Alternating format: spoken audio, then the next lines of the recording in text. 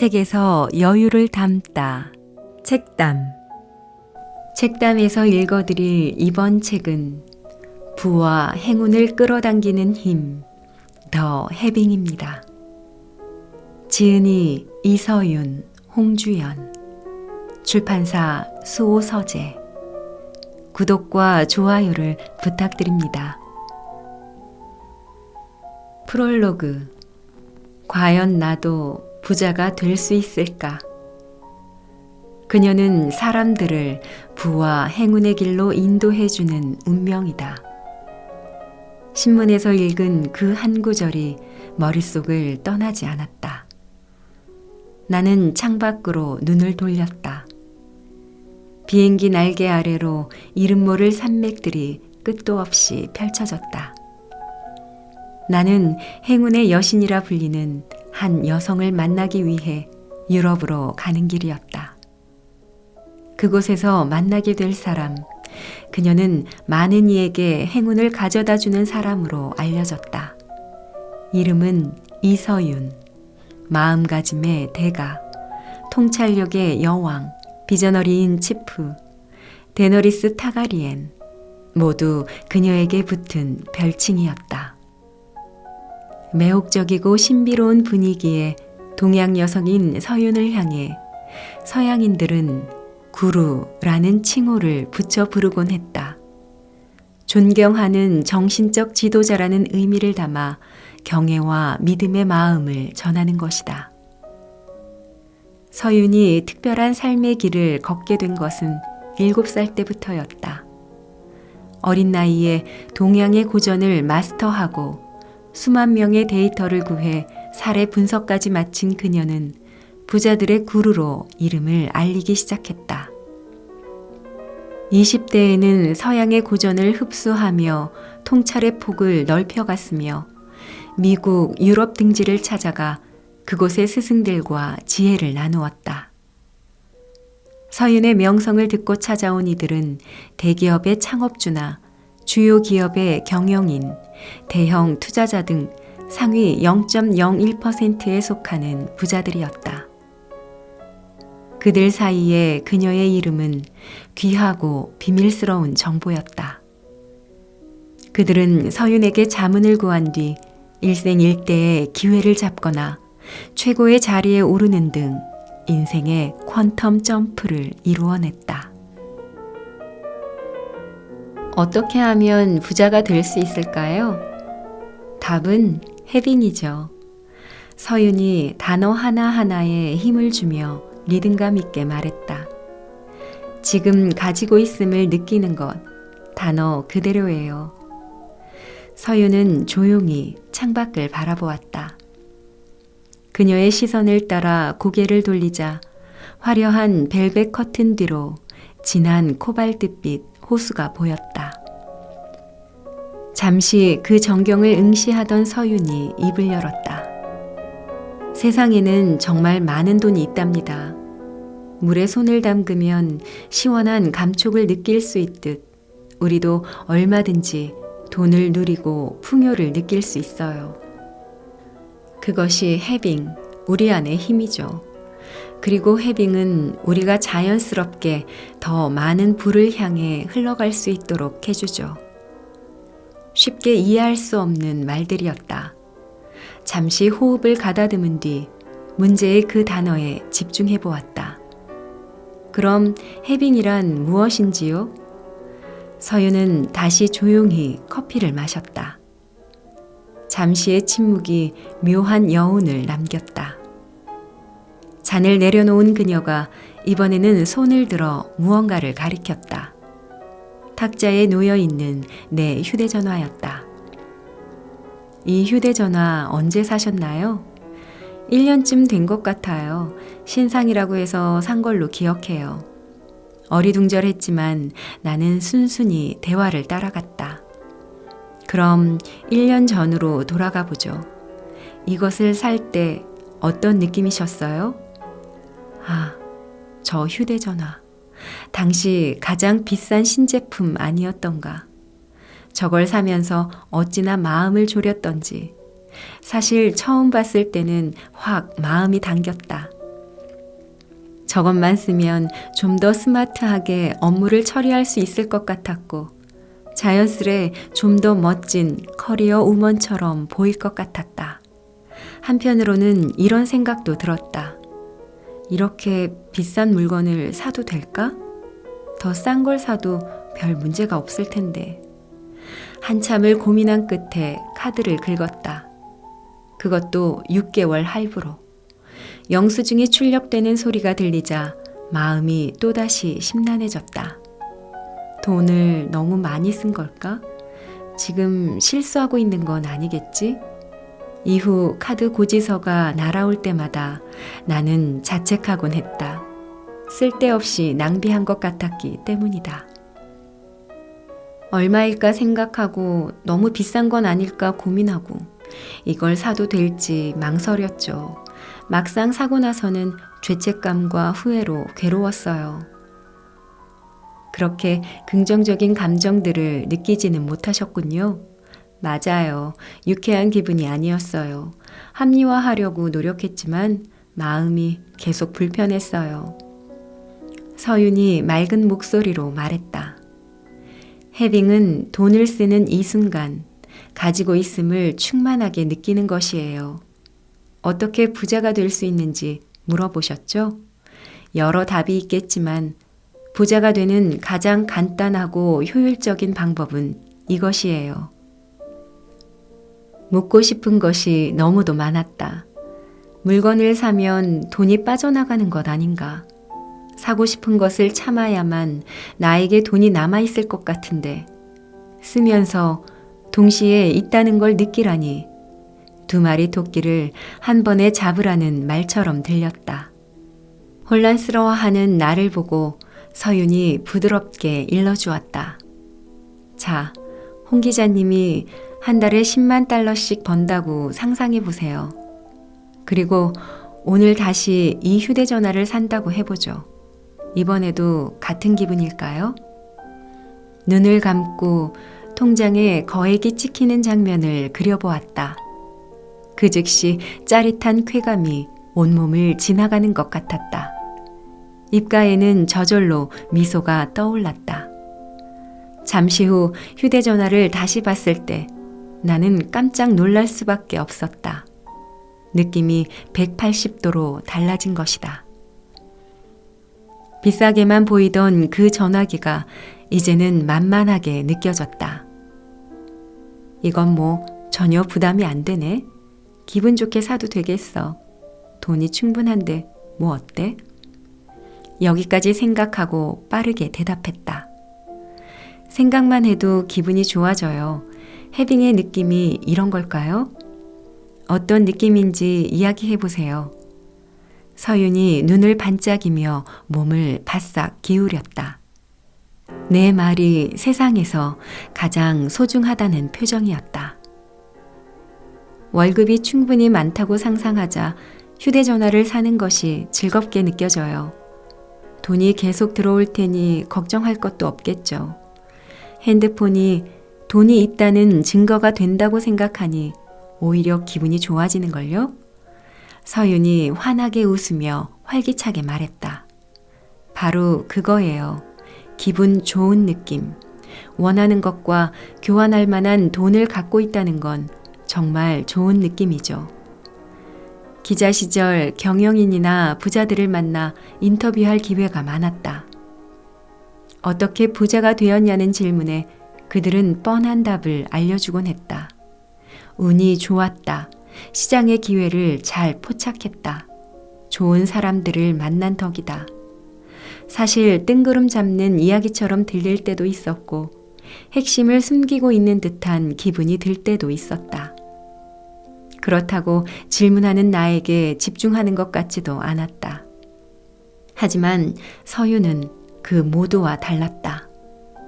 마치 나만의 구루가 된 것처럼 온 마음을 다해 정성을 쏟고 있었다. 내 마음을 살피며 세심하게 질문을 골랐고 내가 잘 따라오도록 최대한 배려하는 모습이었다. 부자들이 그토록 서윤을 따르는 이유도 여기에 있는 걸까? 누구나 부자가 될 수 있다. 누구든 해빙을 할 수 있다는 말씀은 해빙을 하면 누구나 부자가 될 수 있다는 걸까요? 진짜로 궁금했던 것은 따로 있었다. 해빙을 하면 나도 부자가 될 수 있을까? 들떠있는 내 목소리를 듣고 서윤도 내가 무얼 궁금해하는지 짐작한 듯했다. 들떠있는 내 목소리를 듣고 서윤도 내가 무얼 궁금해하는지 짐작한 듯했다. 서윤은 따뜻한 눈빛을 보내며 말했다. 지난 30년 동안 10만 명의 데이터를 시계열적으로 분석했어요. 부자에서 가난한 사람까지 모두 살폈죠. 이 중 빈손으로 태어나서 자신의 힘으로 부를 이룬 사람들에게 주목했어요. 분석 결과 그 사람들 중 높은 IQ나 특별한 재능, 뛰어난 창의성을 가진 사람은 소수에 지나지 않았어요.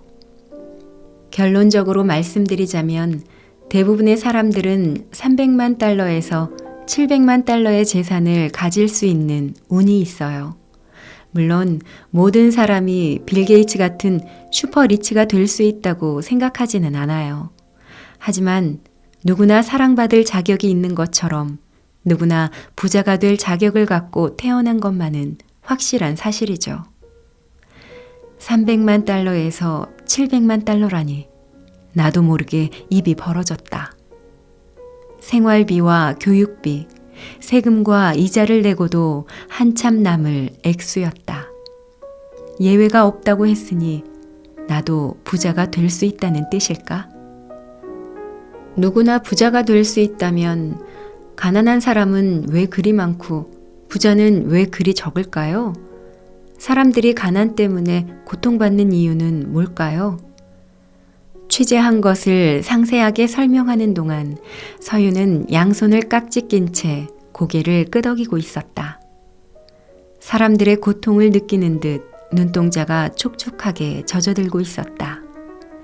이런 공감 능력이 얼마나 많은 사람들에게 위로를 주었을까 잠시 생각해 보았다. 마침내 그녀가 입을 열었다.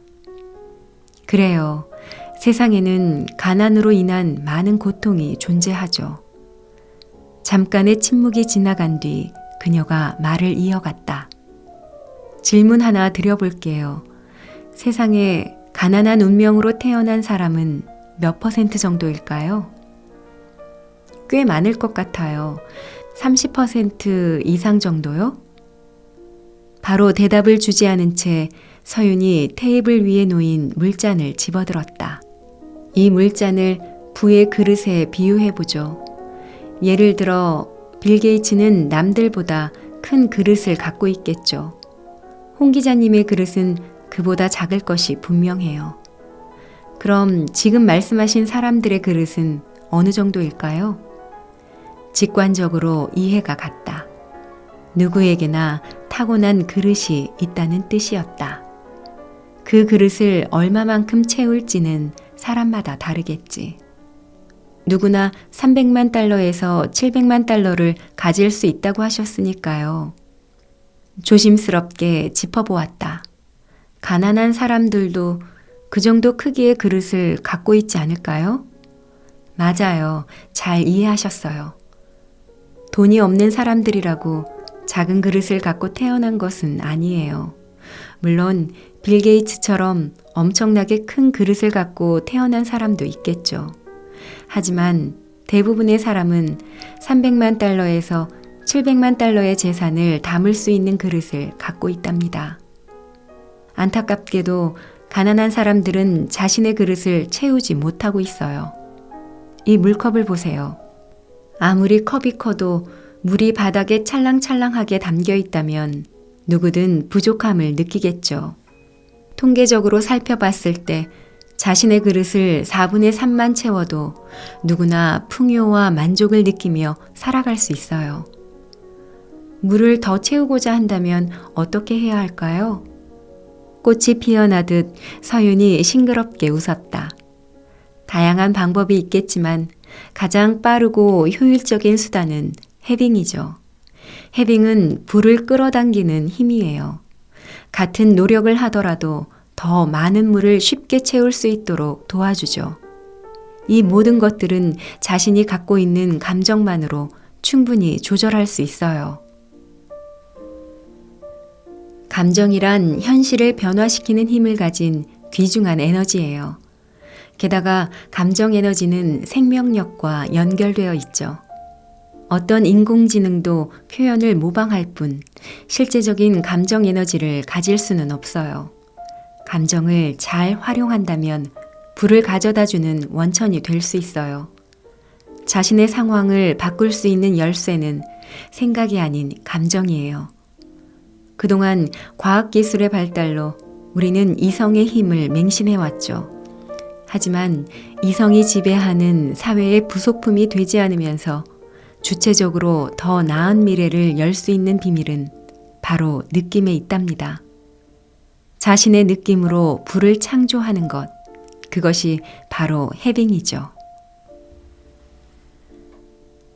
해빙의 핵심은 편안함이에요. 진정한 편안함이란 내 영혼이 원하는 것과 행동이 일치될 때 느껴지는 감정이거든요. 흘러가는 물 위에 떠 있으면서 자연스럽게 몸을 맡기는 느낌이죠. 이 감정이 바로 우리를 부자로 이끌어주는 신호예요.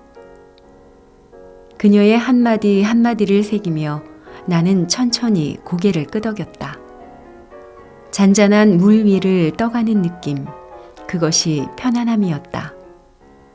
문득 생각난 듯 서윤이 나에게 물었다. 홍 기자님, 지갑에 지폐가 있으면 한번 꺼내보시겠어요? 20유로 몇 장을 꺼내들자 그녀의 질문이 이어졌다. 이 돈에 대해 불편하다고 느끼세요? 아니요, 평소에도 그 정도는 가지고 다니는걸요. 한 발 더 나아간 답을 끌어내려는 듯 서윤이 따뜻한 미소를 지으며 나를 기다려 주었다. 그 표정 덕분인지 조금 더 생각을 확장시켜 보았다. 다시 말해볼게요. 그 돈이 불편하지 않아요. 그저 편안하게만 느껴지는걸요? 아마 있음을 느껴서 그런가 봐요. 잘 알겠다는 듯 고개를 끄덕인 뒤 서윤은 테이블 위에 놓인 투명한 물잔을 들었다. 물이 3분의 2쯤 차 있는 종 모양의 잔이었다.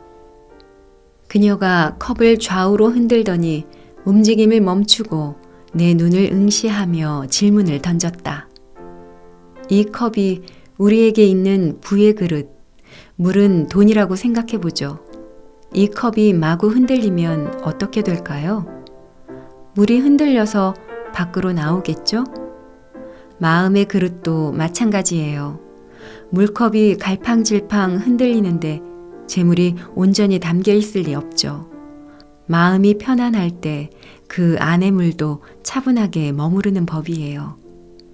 제가 만난 수많은 부자들은 대부분 돈에 대해 편안한 마음가짐을 유지하고 있었어요. 부자여서 마음이 편안한 것이 아니라 돈에 대해 가지고 있는 편안한 마음이 그들을 부자로 이끌었죠. 에피타이저로 주문한 프렌치 어니언 수프가 나왔다. 부드러운 치즈를 숟가락으로 섞으면서 서윤의 설명을 음미해 보았다. 문득 프랑스로 오는 비행기에서 읽었던 내용이 떠올랐다. 알리바바의 마윈 회장에 관련된 일화였다. 그러고 보니 마윈도 기분이 안 좋다고 말하는 법이 없다고 해요. 대신 마음이 편안하지 않다고 한다네요. 혹시 마윈도 돈에 대해 편안하게 느끼고 있는 걸까요? 내 질문에 서윤의 얼굴이 환하게 밝아졌다. 좋은 사례를 말씀하셨어요. 저는 마윈이 이미 해빙을 해왔다고 확신해요. 마음이 편안하지 않다는 말을 뒤집으면 마음이 편하다는 뜻이거든요. 그 말은 편안함이 기본 상태란 말이죠. 그것이 해빙의 핵심이에요. 그녀가 자상하게 설명을 이어갔다. 저는 마윈이 남들처럼 기분 나쁘다, 짜증난다라고 말하는 대신 편안하지 않다고 한 것에 주목해요. 편안함을 자신에게 각인시키고 있는 것이죠. 편안함이 돈을 끌어당기는 자석이라는 것을, 진짜 부자의 비밀이 해빙이라는 것을 잘 알고 있었다는 이야기예요. 설명 가운데 고개를 갸우뚱하게 만드는 말이 있었다. 편안함을 각인한다는 것. 그것은 무슨 뜻일까요? 네, 마음이 편안하지 않다는 말은 결국 편안한 상태로 돌아가겠다는 의지의 표현이에요. 우리 뇌는 부정문을 인식하지 못하거든요. 해당 단어에서 떠오르는 이미지만 입력하죠. 예컨대 편안하지 않다고 생각하면 뇌는 편안만 입력하고, 반대로 짜증이 난다고 하면 짜증만 각인시키는 식이죠. 이렇게 볼 때 마음이 편안하지 않다라는 말은 결국 편안한 상태가 본인에게는 가장 보편적이고 기본적인 마음가짐이라는 뜻이에요. 간절히 원하면 이루어지지 않는다. 마음이 깃털처럼 가벼워졌다. 불안을 다스리는 법을 배우자 뭐든지 할 수 있을 것만 같았다. 희망이 솟아나면서 곧 부자가 될 것 같은 느낌도 들었다. 그때 서윤이 입을 열었다.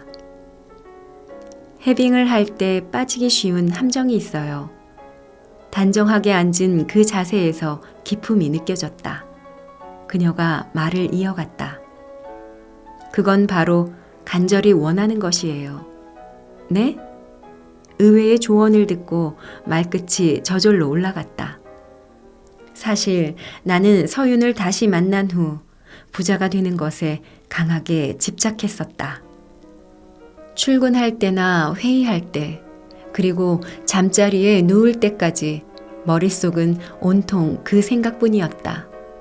하지만 서윤의 말을 듣자 뭔가 잘못한 것 같았다. 당황한 나머지 나도 모르게 말을 더듬고 말았다. 제가 웬만한 자기계발서는 다 읽었는데요. 간절히 원하면 이루어진다고들 해서, 그래서 온 마음을 다해 부자가 되기를 소망했는데 그게 잘못된 거였을까요? 부자가 되는 것을 간절히 원할 때 마음이 편안하던가요?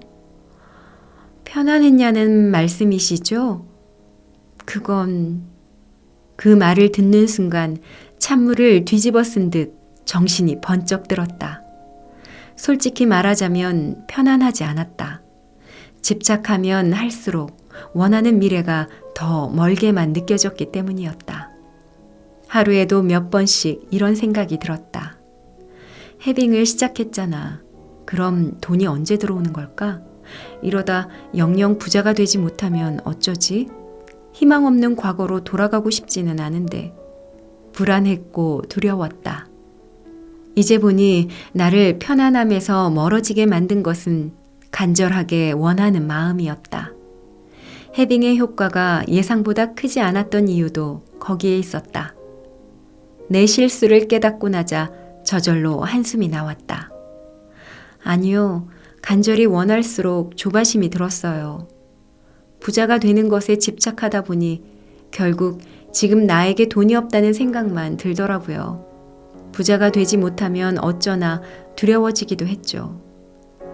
서윤은 잔잔한 호수처럼 고요하게 앉아 커피를 마셨다. 그리고 나에게 물었다. 전에 무엇을 간절히 원했던 경험이 있으세요? 고등학교 3학년 때 나는 꼭 가고 싶은 대학이 있었다. 짝사랑하던 선배가 다니던 학교였다. 돌이켜보면 그 목표에 엄청나게 집착했던 것 같다. 매일 노트에 그 대학 이름을 쓰고 책상이며 머리맡에 그 대학 사진을 붙여놓았다. 그것이 나의 목표의식을 고양시킨다고 생각했다. 하지만 공부를 하려고 앉으면 늘 이런 생각부터 들었다.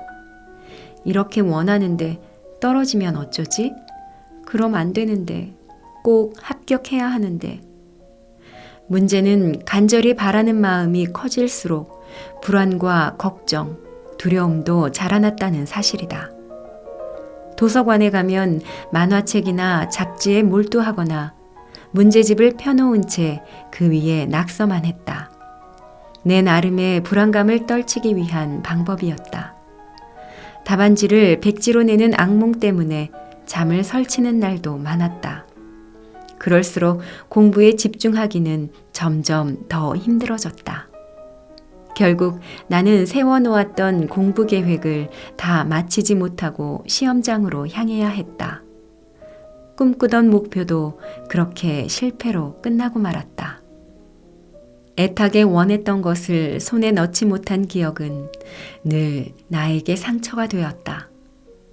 그런데 서윤 앞에서 묵은 감정을 털어내고 나니 상처가 저절로 치유되는 느낌이었다. 서윤이 테이블 위에 놓인 내 휴대전화를 집어들었다. 홍 기자님, 이 핸드폰 간절히 원하세요? 아니요, 그건 이미 제 것인데요. 대답을 하는 도중 갑자기 그녀가 원하는 답이 무엇인지 알 것 같았다. 아, 간절한 마음이 들지 않아요.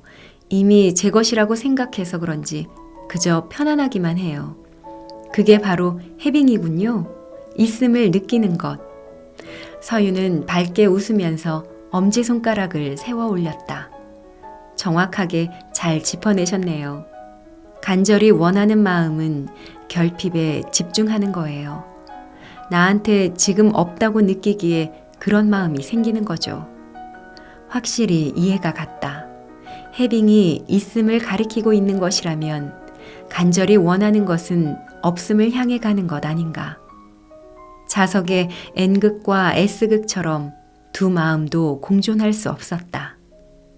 간절히 원하는 마음을 해빙과 비교해보죠.